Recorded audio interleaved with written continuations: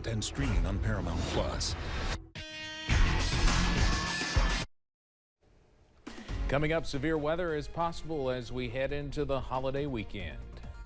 Dedicated to Eastern and Southern Kentucky, this is WYMT Mountain News at 11. Good evening, I'm Steve Hensley. Rounds of strong to severe storms are targeting the region for the holiday weekend. It is a first alert weather day, and meteorologist Evan Hatter joins us now with the latest. We've got off good so far, Evan. So far, so good out there, Steve, but I don't think we are completely done with the possibility as we head into the next couple of days. Here's the view outside from our studios here in Hazard. Low 70s outside right now. Just a quiet evening. A lot of us didn't even see any rain today. 73 in Pikeville from the Pikeville Medical Center camera. The bigger story was the wildfire smoke that keeps the state in an air quality alert for the next hour or so. As we head through the next few days, our first alert weather days do continue through Saturday. Today, we've trimmed the marginal risk back into just this fall sliver of the region. The severe weather threat tonight is very, very low, but it goes back up to the slight risk Friday and Saturday. The potential is there. It doesn't mean we'll see storms, though. Pinpoint Doppler, you see one batch of storms fell apart as it went through the region. Another one did as well. We're watching one storm that I believe, let's see, it is no longer severe, but on top of Santa Claus, Indiana. So if you know anyone traveling to Holiday World, they're getting stormed on pretty good right now as they go toward the 10 o'clock hour. We're at 11 o'clock here in the Eastern time zone. Low to mid 70s out there. It's going to be mild and muggy through the night. Your forecast first heading into tomorrow. Scattered showers and storms, a possibility, but not a guarantee through the day tomorrow. We're quickly into the 70s, and we're going to have to watch the radar to know when and if we're going to see some of those storms. I'll break it down to the absolute best of our ability at this point. Coming up in a few minutes, Steve, it's a difficult forecast. All right, Evan, thank you. Governor Andy Beshear presented more than $6 million in grants to organizations in Harlan County this afternoon. WYMT's Chandler Wilcox has more on the impact that money could have on communities in the area. 15 checks were presented to various industries in the Harlan County area. A lot of the money went towards waterway infrastructure. Harlan Water Works received $1.5 million total, some of which will be used to finalize a water plant project. We serve a large portion of Harlan County, and but anyway, we're making those repairs and upgrades at our water treatment plant. Some of the equipment we have is obsolete. We have to update it, and that's part of this project. Lewis says grants keep the water district from increasing rates. The more grants you get, the less you're going to have to borrow. These loans cause you to have to raise your water rates, and when you raise your water rates, that's things that's not too kindly in the public's eye. Boys and Girls Clubs of Appalachia were presented $100,000, which they used during the COVID-19 pandemic. During the pandemic, we had a really difficult time trying to make sure we were providing services to the kids who needed us, because they still needed our services, even though, you know, they may not be in school, they may not be out and about, but they still needed the services of a Boys and Girls Club. Investment during the pandemic continues to benefit the area. We have kids from all over Harlan County step into this building, but we actually have 5 clubs in Eastern Kentucky, and we're hoping to grow that to 12 in the next few years. No matter the industry, grants are helping the county grow. In Harlan, Chandler Wilcox, WYMT Mountain News. The Appalachian Regional Commission granted $3.8 million in funds towards projects in the area, and $1.6 million was presented from the Cleaner Water Program, along with other grants.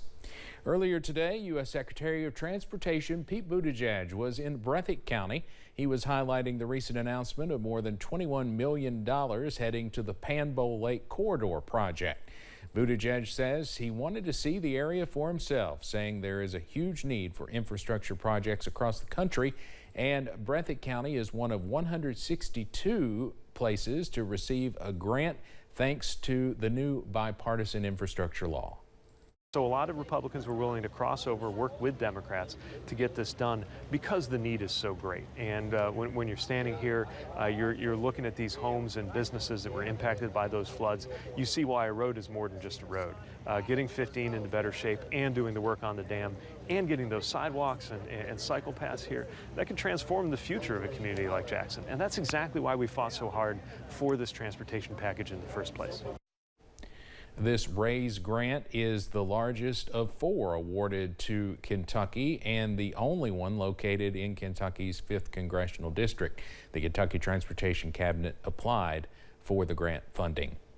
One Breathitt County family is transitioning from a temporary fix to a forever home after purchasing their FEMA temporary housing unit. Ashley Fallen and her kids were placed in a FEMA temporary unit after losing their home in last July's flood. Today, the family became the first to purchase their unit.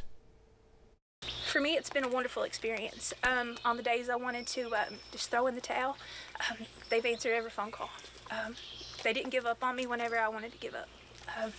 There's been days where we were like, oh, we don't even know if we can get you a unit to this spot, and everybody was great.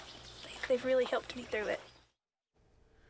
Fallen adds that she is excited to provide a forever home for her children. We have more about this on our website at WYMT.com. The family of Amber Spradlin is pushing for change to Floyd County's 911 dispatch center. Spradlin was killed last week, sending her loved ones on a journey for justice. The family held a news conference today claiming a 911 call they believe Amber made was never answered. Prestonsburg police say they never got a 911 call from her. As the community joins their search for answers, attorneys for the family say it's important to remember the investigation is still ongoing and the details of the murder are not what the noise is all about. Law enforcement has done an outstanding job, continuing to do an outstanding job, being very thorough, very careful to ensure that they get it right. And that's very important to Melissa and the other family members, and yes, we have no complaints and nothing but appreciation for law enforcement's conduct thus far.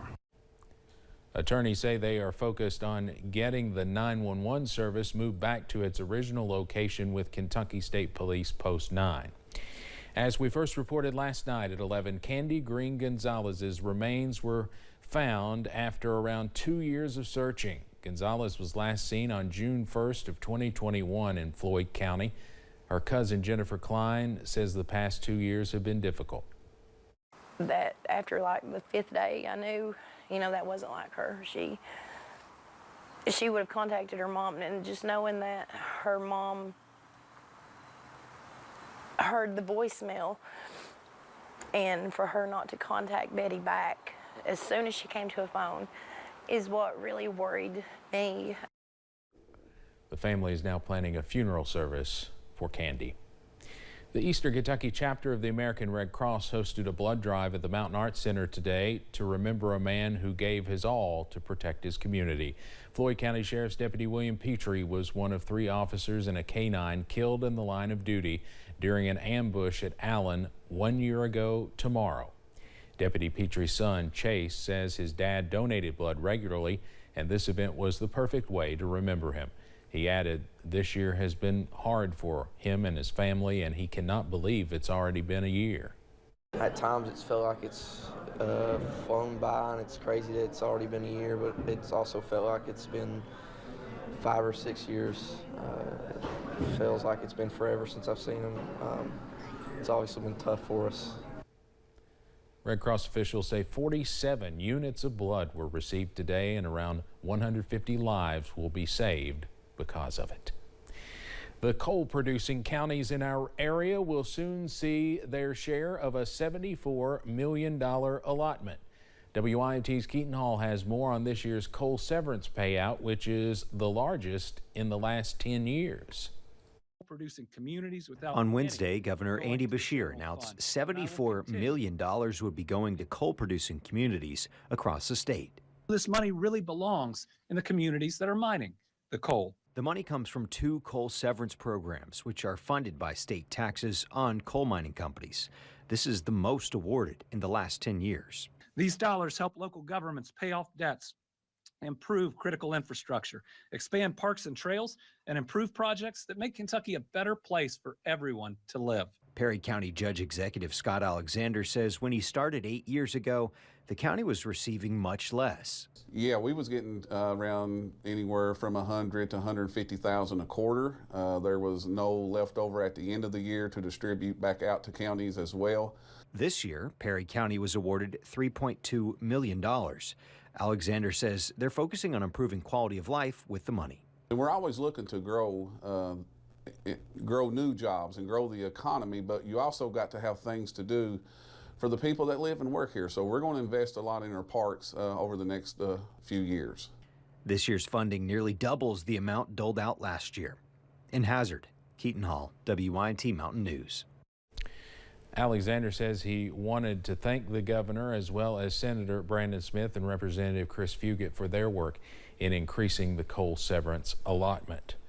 Eastern Kentuckians will have plenty of opportunities to watch fireworks and get involved in 4th of July festivities both this weekend and throughout the coming week. One place planning to host both a fireworks display and additional events is Corbin. The city will kick off the 4th of July holiday with a fireworks show at the Corbin Arena on Monday. But the arena is not the only place to see a patriotic display. You've got the marinas that do fireworks shows. We've got, Thunder Mountain Speedway, which is a huge attraction here in Corbin, doing fireworks. And Thunder Mountain Speedway will host its show on Saturday. While again, the Corbin Arena will host a concert, patriotic costume contest, and more, followed by their fireworks show.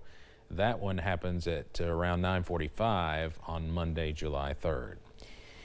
In Rowan County, a new distillery project in Moorhead is set to bring 50 new jobs to that area. Eastern Light Distilling received a $2 million in state economic development tax incentives to create a new venue. The company plans to invest upwards of $200 million in Rowan County during the course of 15 years. The project is still in the planning stages. More developments will be announced in the coming months. Coming up on Mountain News at 11, the Supreme Court rules against affirmative action in college admissions. What it can mean for universities moving forward. And strong to severe thunderstorms remain possible tomorrow and even into the weekend. I'm timing out the latest after this. It is time to upgrade, and Appalachian Wireless has an unbeatable offer for